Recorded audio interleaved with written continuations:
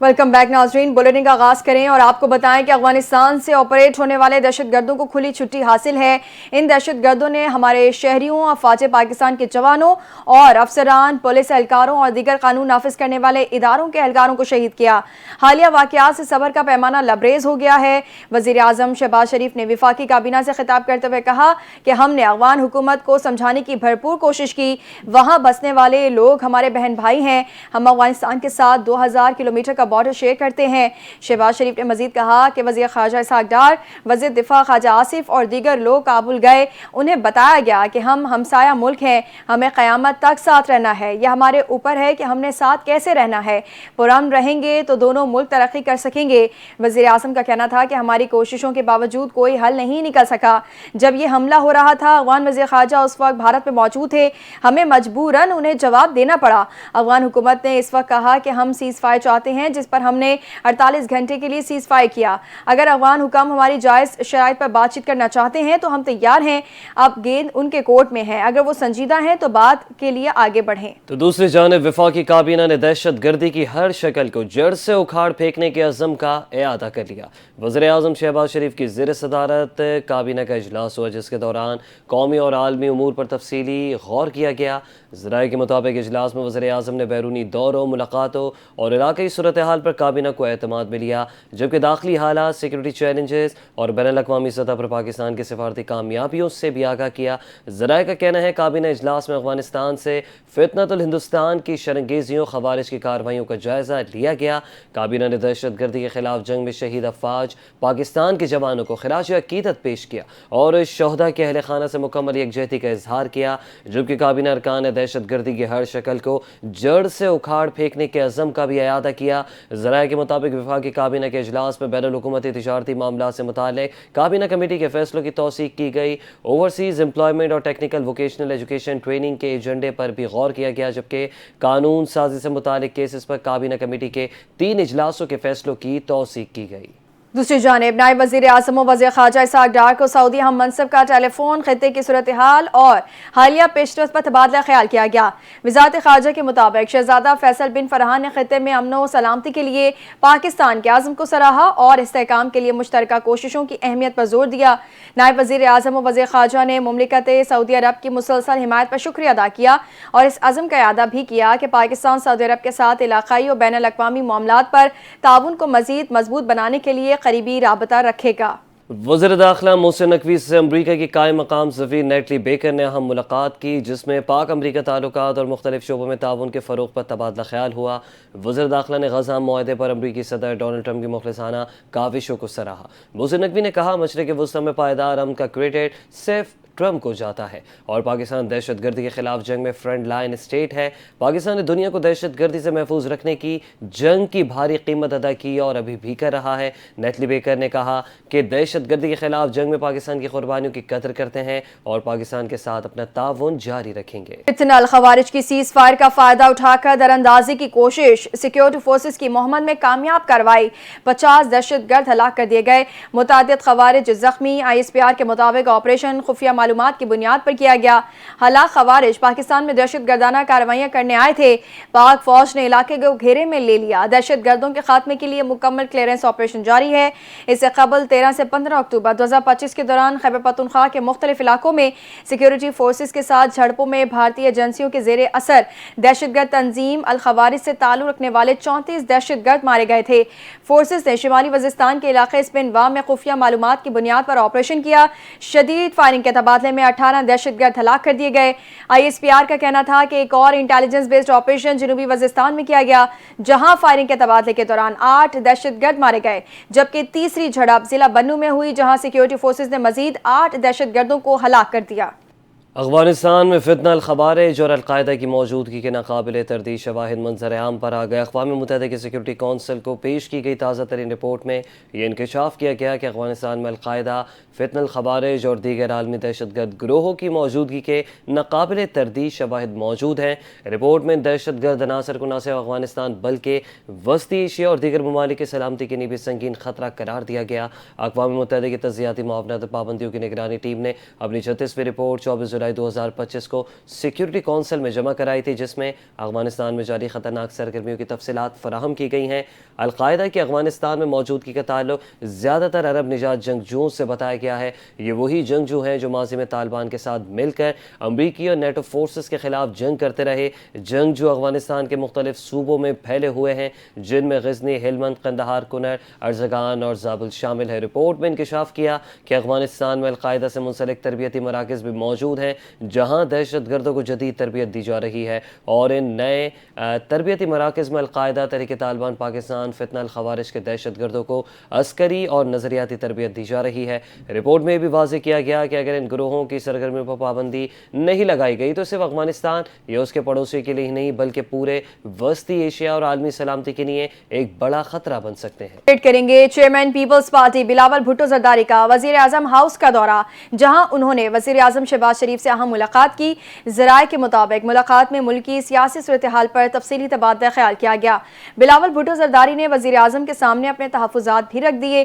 وزیر اعظم شہباز شریف نے بلاول بھٹو اور ان کے وفد کا خیر مقدم کیا۔ ملاقات میں وفاقی وزراء اسحاق ڈار، رانا ثناء اللہ، ملک احمد خان اور احد چیمہ شریک تھے، جبکہ پیپلز پارٹی وفد میں نیب بخاری، راجہ پرویز اشرف، ندیم افضل چند اور شیری رحمان شامل تھیں۔ اور حکومت پنجاب نے انتہا پسندی میں ملوث جماعت پر پابندی کی سفارش کا فیصلہ کیا۔ وزیر اعلیٰ پنجاب مریم نواز کی زیر صدارت صوبے میں امن و امان پر غیر معمولی اجلاس ہوا، جس میں متعدد فیصلے کیے گئے۔ اجلاس میں فیصلہ کیا گیا کہ نفرت انگیزی، اشتعال انگیزی، قانون شکنی میں ملوث افراد کو گرفتار کیا جائے گا۔ پولیس افسران کی شہادت، املاک کی تباہی میں ملوث افراد پر دہشت گردی کے مقدمات چلیں گے۔ پنجاب حکومت نے فیصلہ کیا انتہا پسندی میں ملوث جماعت کی قیادت کو فورس شیڈیول میں شامل کیا جائے گا۔ جائیداد سے محکمہ اوقاف کے حوالے ہوں گے۔ ان کے پوسٹرز، بینرز، اشتہارات پر مکمل پابندی عائد کی جائے گی، جبکہ بینک اکاؤنٹس منجمد اور سوشل میڈیا اکاؤنٹس بند کر دیے جائیں گے۔ لاؤڈ سپیکر ایکٹ کی خلاف ورزی پر سخت ترین کارروائی ہوگی۔ صوبہ حکومت نے افغان شہریوں کو ٹیکس نیٹ میں لانے کا فیصلہ کیا، جبکہ غیر قانونی مقیم غیر ملکیوں کے خلاف کامبنگ آپریشن بھی کیا جائے گا۔ پنجاب حکومت نے غیر قانونی اسلحے کے خلاف بھی سخت اقدامات اٹھانے کا فیصلہ کیا ہے۔ غیر قانونی اسلحے کی فوری بازیابی کا حکم دے دیا۔ اسلحہ فروخت کرنے والے تمام ڈیلرز کے اسٹاک کا معائنہ کیا جائے گا۔ غیر قانونی اسلحہ رکھنا ناقابل ضمانت جرم ہے۔ غیر قانونی اسلحہ رکھنے پر 14 سال قید اور 20 لاکھ روپے تک جرمانہ عائد کرنے کی منظوری دے دی گئی۔ پنجاب بھر میں مذہبی جماعت کے خلاف کریک ڈاؤن جاری ہے۔ پرتشدد احتجاج میں ملوث گرفتار ملزمان کی تعداد 3400 ہو گئے۔ پولیس کا کہنا ہے کہ مذہبی جماعت کے خلاف پنجاب بھر میں جاری کریک ڈاؤن میں گرفتاریوں کی تعداد 3400 تک جا پہنچی ہے۔ لاہور سے گرفتار ملزمان کی تعداد 340 ہو گئی۔ شیخو پورہ میں 217، منڈی بہاؤدین 210، راولپنڈی 190، فیصل آباد 180، گجرانوالہ 160، سیالکوٹ 150 اور اٹک میں 156 پرتشدد مظاہرین کو گرفتار کیا گیا۔ ان ملزمان کے خلاف پنجاب بھر کے تھانوں میں 76 مقدمات درج کیے گئے۔ سب سے زیادہ 39 مقدمات لاہور میں درج ہوئے ہیں۔ مظاہرین کے حملوں سے 250 پولیس افسران اور اہلکار زخمی ہوئے۔ پولیس کے مطابق اشتعال انگیزی احتجاج میں ملوث ملزمان کی گرفتاری فہرستوں کے مطابق جاری ہے، جبکہ فوٹیجز کی مدد سے براہ راست تشدد اور توڑ پھوڑ میں ملوث ملزمان کی نشاندہی کی جا رہی ہے۔ ملزمان کو اے، بی اور سی کیٹیگری میں تقسیم کر کے گرفتار کیا گیا ہے۔ واضح رہے کہ رواں ہفتے لاہور اور مرید کے سمیت پنجاب کے مختلف شہروں میں مذہبی جماعت کے کارکنوں کی جانب سے پرتشدد احتجاج کیا گیا تھا۔ مسلم لیگ نون کے رہنما وزیر اطلاعات پنجاب سید اعظم بخاری نے بانی تحریک انصاف پر کڑی تنقید کرتے ہوئے کہا کہ جیل کی دیواروں نے انہیں ذہنی طور پر مفلوج کر دیا۔ یہ بھی کہا کہ اپنے دور حکومت میں وہ ایک ہی وقت میں جلاد اور فرعون کا کردار ادا کرتے رہے اور اب اسی مذہبی جماعت کے کارکنوں کو احتجاج پر اکسا رہے ہیں۔ سید اعظم بخاری کا کہنا تھا کہ بار بار یو ٹرن لینے والے کو شرم نہیں آتی۔ ان کی فائنل کال کو پاکستان پہلے ہی ریجیکٹ کر چکا ہے۔ انہوں نے الزام عائد کیا خیبر پختونخوا میں تحریک انصاف کی حکومت بدترین بیڈ گورننس، کرپشن، دہشت گردی کا شکار ہے۔ خیبر پختونخوا کے وزیر اعلیٰ سہیل آفریدی نے کہا ہے کہ صوبائی کابینہ کی تشکیل کا فیصلہ بانی پی ٹی آئی سے مشاورت کے بعد کیا جائے گا۔ انہوں نے واضح کیا کہ سوشل میڈیا پر گردش گردی کابینہ کی مبینہ فہرست فیک ہے اور حکومت کی جانب سے اس حوالے سے کوئی باضابطہ اعلان نہیں کیا گیا۔ وزیر اعلیٰ سہیل آفریدی نے پشاور میں میڈیا سے گفتگو کرتے ہوئے کہا کہ وہ بانی چیئرمین سے ملاقات کے خواہش مند ہیں، لیکن انہیں اڈیالہ جیل میں ملاقات کی اجازت نہیں دی جا رہی۔ سوچنے کی بات ہے، ایک صوبے کا وزیر اعلیٰ اپنے بانی سے ملنا چاہتا ہے مگر اجازت نہیں دی جا رہی۔ یہ کسی ایک فرد کا نہیں نہیں جمہوری عمل کا سوال ہے۔ انہوں نے کہا کہ حکومت خیبر پختونخوا نے باقاعدہ طور پر وفاقی حکومت اور پنجاب حکومت کو مراسلہ ارسال کیا ہے تاکہ وزیر اعلیٰ کی اڈیالہ جیل میں بانی پی ٹی آئی سے ملاقات کے لیے ضروری انتظامات کیے جائیں۔ دوسری جانب وزیر اعلیٰ کے پی سہیل آفریدی نے پشاور ہائی کورٹ میں حفاظتی ضمانت کے لیے درخواست بھی دائر کر دی ہے۔ درخواست بشیر وزیر ایڈوکیٹ کے توسط سے جمع کرائی گئی ہے، جس میں موقف اختیار کیا گیا ہے کہ وزیر اعلیٰ کے خلاف درج مقدمات کی تفصیلات فراہم کی جائیں اور ضمانت قبل از گرفتاری دی جائے۔ درخواست میں موقف اپنایا گیا ہے کہ سہیل آفریدی خیبر پختونخوا کے منتخب وزیر اعلیٰ ہیں، اس لیے ان کے خلاف درج مقدمات کی تفصیل شفاف انداز میں سامنے لائی جائے۔ درخواست کی سماعت کے لیے آج ہی مقرر کیے جانے کی استدعا بھی کی گئی ہے۔ امریکی صدر ڈونلڈ ٹرمپ نے ایک بار پھر حالیہ کشیدگی میں پاکستان کے ہاتھوں بھارت کے 7 طیارے گرنے کا ذکر کر دیا۔ امریکی صدر نے اوول آفس میں میڈیا سے گفتگو کرتے ہوئے کہا کہ اب تک 8 جنگیں رکوا چکا ہوں۔ بھارت اور پاکستان جوہری جنگ کے بہت قریب تھے۔ پاک بھارت جنگ میں 7 طیارے گرائے گئے۔ ٹرمپ کا کہنا تھا کہ وزیر اعظم شہباز شریف نے مجھے کہا کہ آپ نے لاکھوں زندگیاں بچائیں۔ ٹرمپ نے کہا کہ پاکستانی وزیر اعظم کا اشارہ اس ممکنہ ایٹمی جنگ کی جانب تھا جو بھارت اور پاکستان کے درمیان چھڑنے کے قریب تھی۔ امریکی صدر نے اوول آفس میں صحافیوں سے گفتگو کے بعد وائٹ ہاؤس میں بال روم پروجیکٹ کے اشاعیے سے خطاب کے دوران بھی پاک بھارت جنگ روکنے کا ذکر کیا۔ ٹرمپ نے کہا کہ مجھے جنگیں روکنا پسند ہے، تجارت کو جنگیں روکنے کے لیے استعمال کرتا ہوں۔ ٹرمپ نے کہا کہ 8 ماہ میں 8 جنگیں روکی مگر پھر بھی نوبیل انعام نہیں ملا، ہو سکتا ہے اگلا سال بہتر ہو۔ امریکی صدر نے کہا کہ وہ یوکرین جنگ بھی ختم کرنے کی کوشش کر رہے۔ برطانوی اخبار دی گارجین کا وزیر اعظم شہباز شریف کے بارے میں اہم موقف۔ اخبار نے لکھا کہ امریکی صدر ڈونلڈ ٹرمپ کو سنبھالنا صرف وزیر اعظم شہباز شریف کو آتا ہے۔ شرم الشیخ میں ٹرمپ نے کئی عالمی رہنماؤں کو زج کیا، طالبی وزیر اعظم کے حسن کی تعریف کی، برطانوی وزیر اعظم کو اشارہ دیا جیسے وہ انہیں گفتگو کے لیے بلا رہے ہیں، مگر پھر خود مائک سنبھال کر انہیں شرمندہ کر دیا۔ لیکن صرف واحد رہنما جنہیں معلوم تھا کہ ٹرمپ کو کیسے سنبھالنا ہے وہ پاکستان کے وزیر اعظم شہباز شریف تھے۔ دی گارجین نے اپنی رپورٹ میں لکھا شہباز شریف نے صدر ٹرمپ کی بہت زیادہ تعریف کی۔ ایک موقع پر ٹرمپ نے اسٹیج کی جانب واپس آنا چاہا تو شہباز شریف نے انہیں روک دیا اور اپنی تقریر کا سلسلہ جاری رکھا۔ گارجین کے مطابق ٹرمپ اس تقریب میں 2 گھنٹے سے زیادہ تاخیر سے پہنچے۔ پہلے انہوں نے UAE کے نائب صدر شیخ منصور بن زاید سے ملاقات پر ان کی جانب اشارہ کرتے ہوئے کہا کہ ان کے پاس بہت سا کیش ہے۔ پھر اطالوی وزیر اعظم جارج میلونی کے حسن کی تعریف کی۔ ہنگری کے صدر وکٹر اوربان کے بارے میں کہا کہ انہیں بہت سے لوگ پسند نہیں کرتے مگر میں انہیں پسند کرتا ہوں اور اہمیت بھی صرف میری ہی ہے۔